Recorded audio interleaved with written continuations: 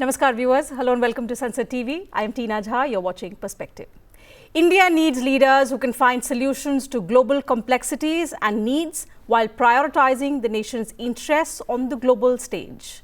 Addressing the first edition of the School of Ultimate Leadership, Seoul Conclave, Prime Minister Narendra Modi said, "We need leaders who have a global approach but also have a local mindset."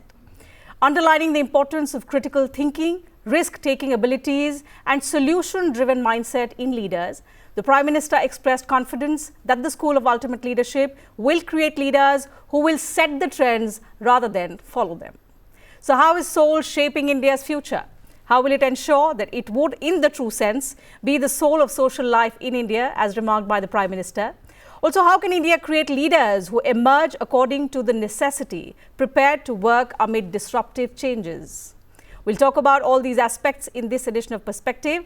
I'm delighted to welcome two eminent guests in the studio, Mr. Pranav Patel, Program Director, School of Ultimate Leadership, an upcoming leadership institution in Gujarat to enable authentic leaders to advance public good. And next to him is Mr. Ravi Kant, former CEO and Vice Chairman, Tata Motors. Thank you, gentlemen, for joining me on this edition of Perspective. But before we begin our conversation with the distinguished guests, let's listen in to what the Prime Minister said at the Leadership Conclave. आज भारत एक global power house के रूप में emerge हो रहा है। ये momentum, ये स्पीड और तेज हो, हर क्षेत्र में हो, इसके लिए हमें वर्ल्ड क्लास लीडर्स की, इंटरनेशनल लीडरशिप की जरूरत है। सॉल जैसे लीडरशिप इंस्टीट्यूशंस इसमें गेम चेंजर साबित हो सकते हैं। ऐसे इंटरनेशनल इंस्टीट्यूशंस हमारी चॉइस ही नहीं, हमारी नेसेसिटी है। आज भारत को हर सेक्टर में एनर्जेटिक लीडर्स की भी जरूरत है, जो ग्लोबल कॉम्प्लेक्सिटीज का, ग्लोबल नीड्स का सॉल्यूशन ढूंढ पाए, जो प्रॉब्लम्स को सॉल्व करते समय देश के इंटरेस्ट को ग्लोबल स्टेज पर सबसे आगे रखें, जिनकी अप्रोच ग्लोबल हो लेकिन सोच का एक महत्वपूर्ण हिस्सा लोकल भी हो। हम ऐसे इंडिविजुअल्स तैयार करने होंगे जो इंडियन माइंड के साथ इंटरनेशनल माइंडसेट को समझते हुए आगे बढ़े, जो strategic decision making, crisis management और फ्यूचरिस्टिक थिंकिंग के लिए हर पल तैयार हो।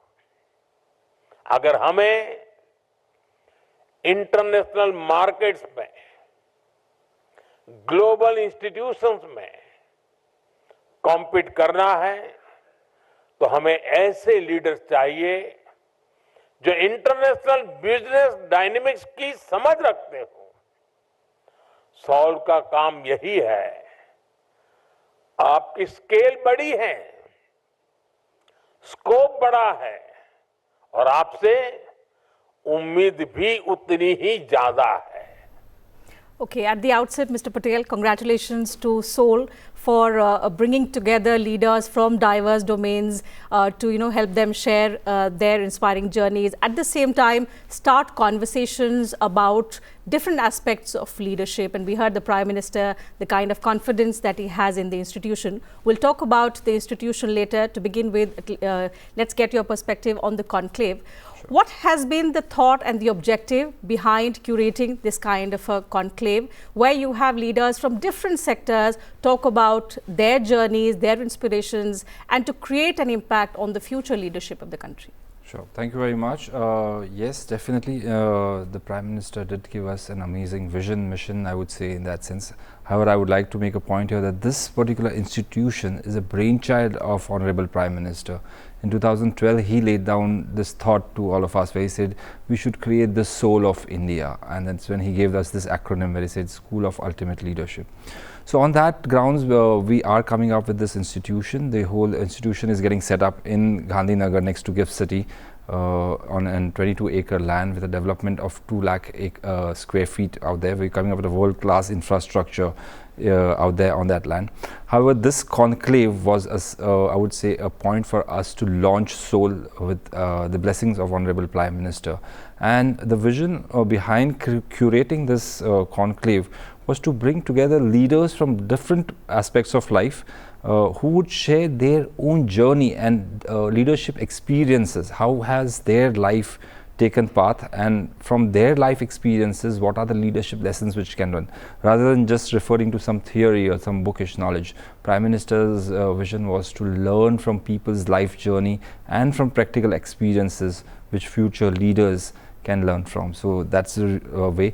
We plan to make this an annual conference where every year we can bring together global leaders. In fact, this year we were also blessed by the Prime Minister of Bhutan, who was also there as a part of the conclave. And going ahead, would like to have many more leaders come down and address this particular conclave which we would be conducting. Certainly, but you've started with a bang, and we've seen the kind of impact that it's been making, the kind of impactful speech that the Prime Minister delivered. The whole purpose of bringing together industry leaders and leaders from various domains. We have one very distinguished leader, Mr. Ravi Kant, with us. He has a nearly 5-decade experience working in different industries as well. So glad, sir, to have you on the program with us. You were one of the speakers at the conclave. Talk to us about the kind of conversations that this conclave has initiated about different aspects of leadership, and especially coming in at a time when India is at a cusp of transformation. We have envisioned ourselves to become a developed country by 2047. In my view, it's a great initiative because it's talking about ultimate leadership. The ultimate leadership is something which we all aspire for. What should that ultimate leadership should be? And because of Viksit Bharat and the Prime Minister's vision to make India really a world power, a real world power by 2047, I think it needs to create a number of leaders. And leadership therefore becomes an extremely important part. And leadership is not confined to only the top. So what we are talking about leadership going right to the grassroots. Okay. And that's when you will see the potential or the leverage of the leadership which will come out and make itself felt in the country and take the country forward.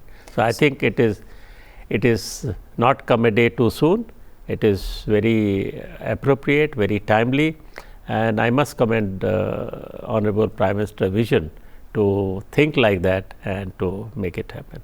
So how do you see, sir, the kind of impact these events or this conclave perhaps has initiated? They plan to have this conclave every year. The kind of impact that it is going to have on the future leadership, and especially, as I said, when we have a larger goal to become a developed country by 2047, but in a very limited time. So the transformation is going to be huge. We don't have to walk, we have to take a giant leap towards that kind of change.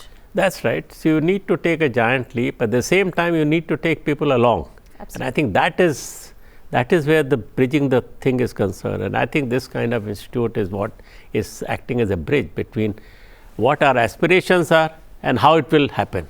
It will happen through people. And therefore, if you are able to create a large number of people who will be leaders, and I think that will be a fantastic thing. And leader, as I mentioned earlier, leader does not mean the only person at the top.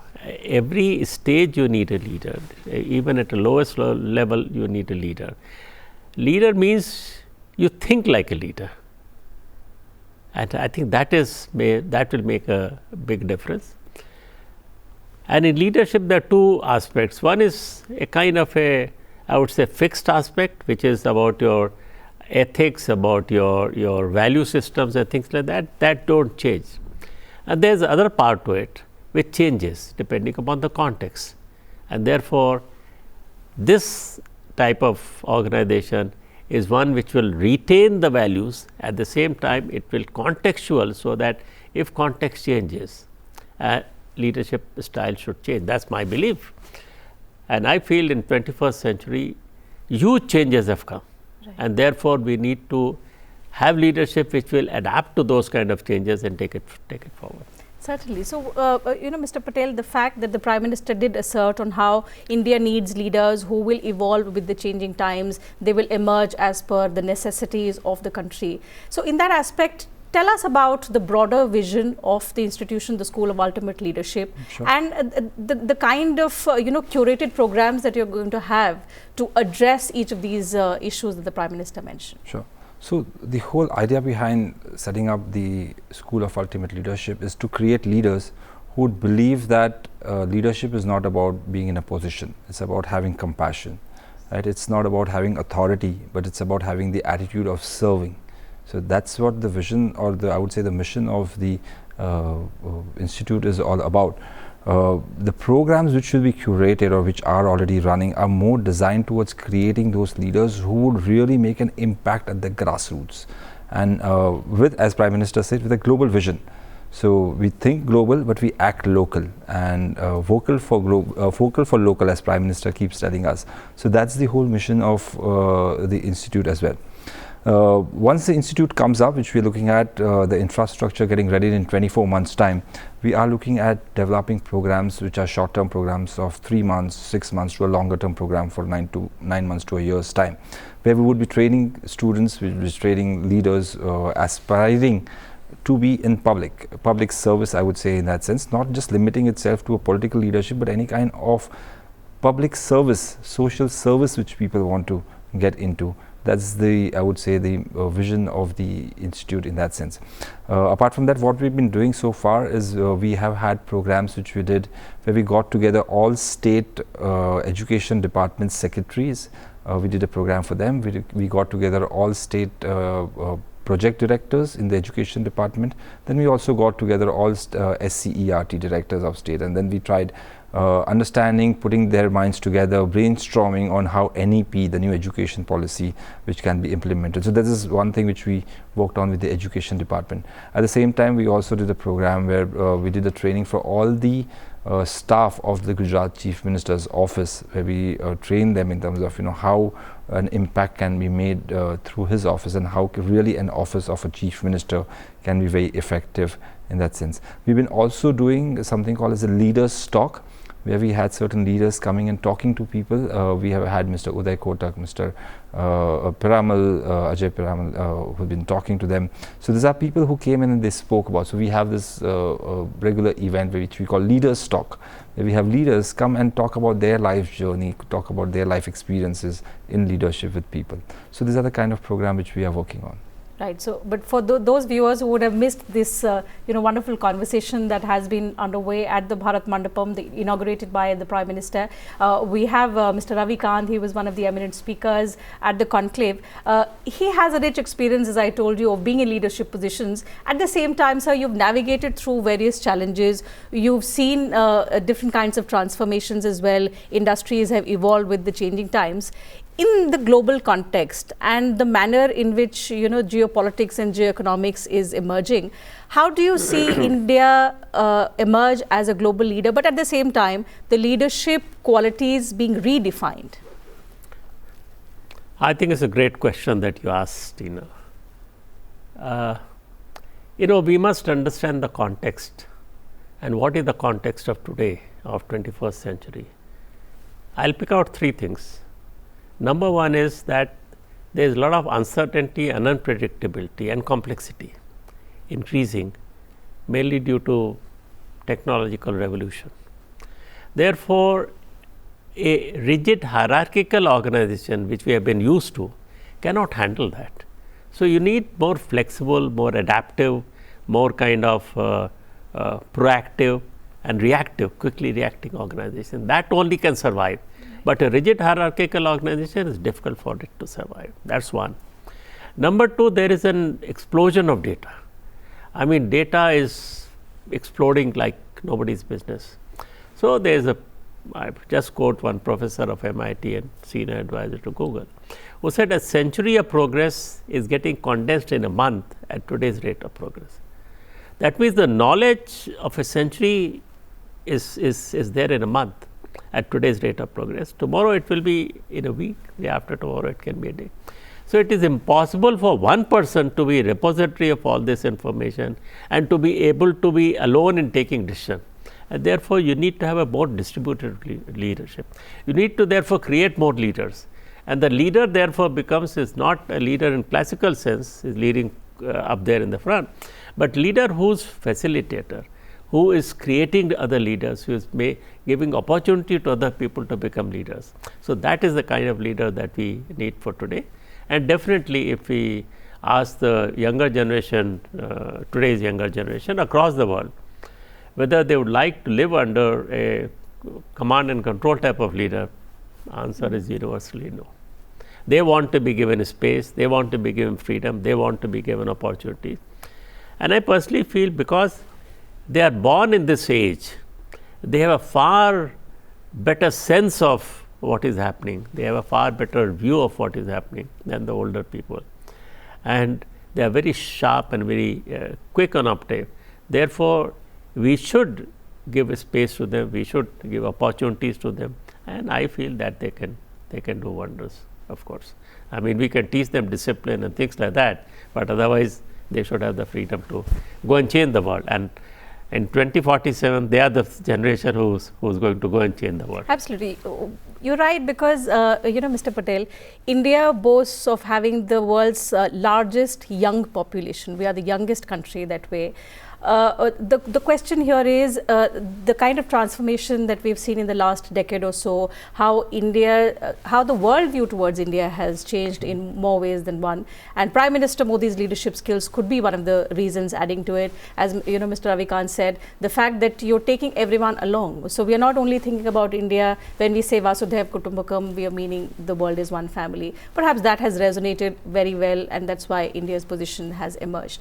But to ensure that there are challenges that the youth is also facing in terms of how they adapt to changes that are happening, in the way that their attention span perhaps has reduced in this fast changing age of technology. Everything is happening at such a fast pace that there will be challenges more than opportunities, and we need to ensure that we tackle each of these challenges right in time to avail all of these opportunities that lie, otherwise we miss the window of opportunity. So how does the School of Ultimate Leadership aim to ensure that the youth is, they know their strengths, they have the ability to take risks, and they have the ability to evolve fast, grab the opportunity and tackle the challenges at the same time? Absolutely. So, sorry, it's a long question. No, I comprehend that, and I would like to just answer it in 2 points. Number one, the School of Leadership, when we look at how the programs that we curate and what we look at developing, we focus on 3 things: the mind, body, and the soul. That's why it's called the soul of India, as Prime Minister says. And when we talk of developing the youth, it is the character of the youth which needs to be developed. It is the inner quality of the individual which needs to be developed, the leadership quality from within which needs to be developed. I mean, as we say, the decoration part, which is I would say oratorship or looking well, presenting well, that all can be developed very easily. But when it comes to the internal conscience of the individual whom we need to create as the leader, that is where the focus of the school is, and that is why Prime Minister says focus on the soul of the individual which needs to be developed. And when it comes to challenges, multi-dimensional challenges, as you said, which we as human race, which we are looking at, and the challenges which we will be facing, Prime Minister has this vision where he said we need to develop 1 lakh leaders, who don't come from a political background.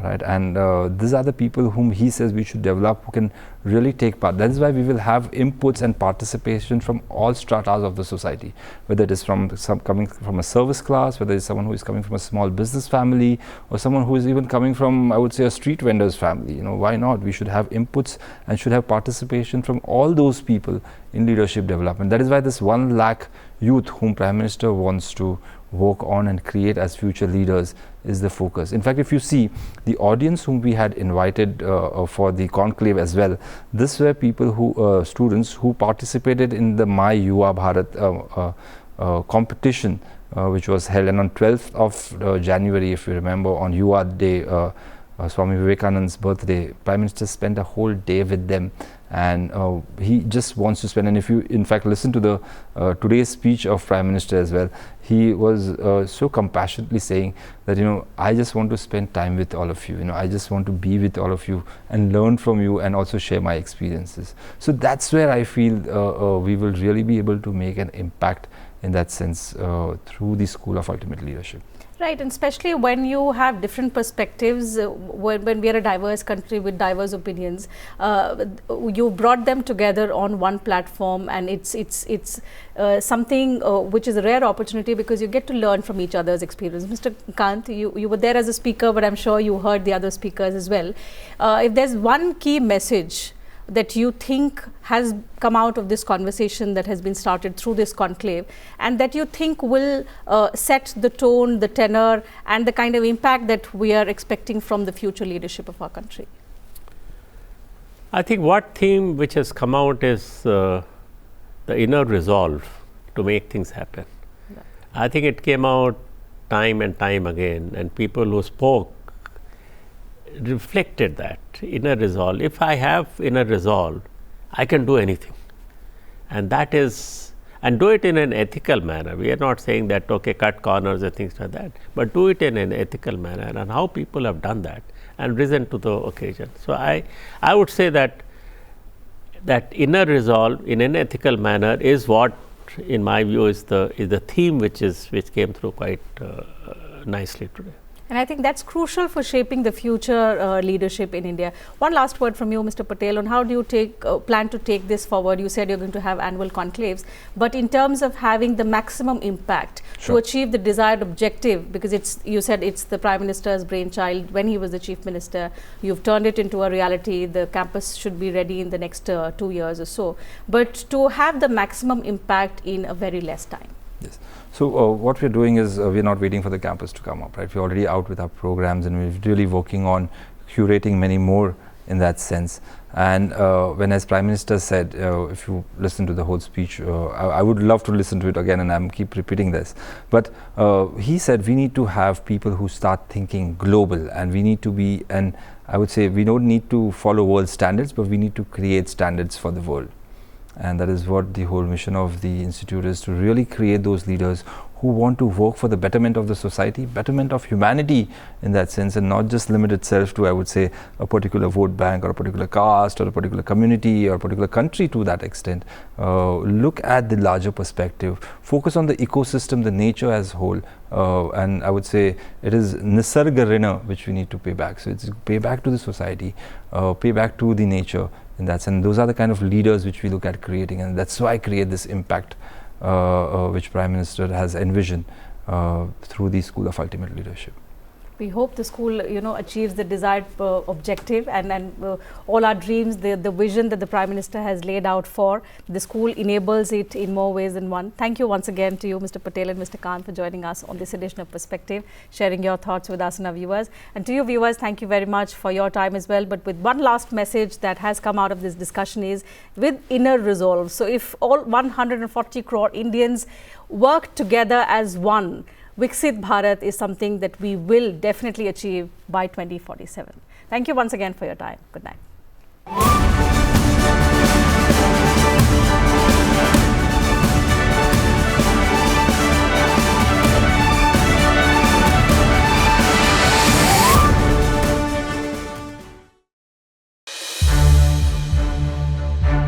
To watch more programs of Sansad TV, subscribe to our YouTube channel. And don't forget to like and share them.